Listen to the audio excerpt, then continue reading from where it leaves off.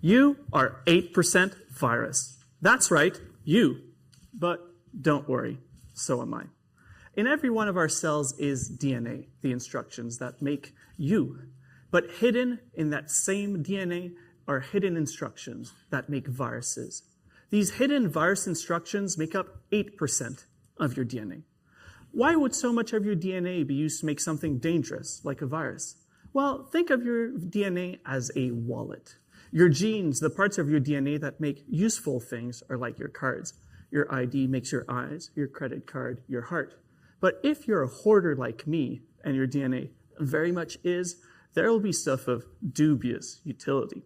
Some might be useful, like all those old receipts, but some is just dangerous, like that note with your ex's phone number.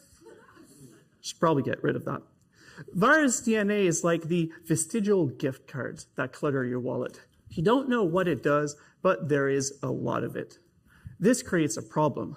With so much stuff in our wallet, how can we find what we really need? To understand the genetic causes of disease, we need to know which parts of our DNA are useful for health. Otherwise, we find ourselves like me, scrambling for my credit card in front of an unimpressed cashier. My PhD research establishes how over the course of evolution, things come into the DNA wallet and why, so that we can understand what is important. To do this, I study organisms distantly related to humans. So far removed from us, they're made up of a single cell.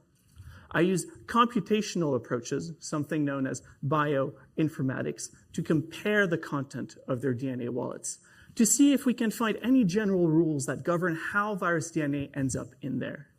And I have found a clue. This clue is a defense system known as DNA methylation, which silences virus DNA. Think of it as taking your ID and moving it to the front of your wallet so you don't have to sift through all the receipts to find it.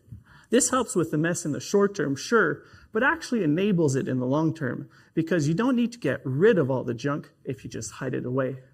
DNA methylation neutralizes viruses, but in so doing allows them to take up space.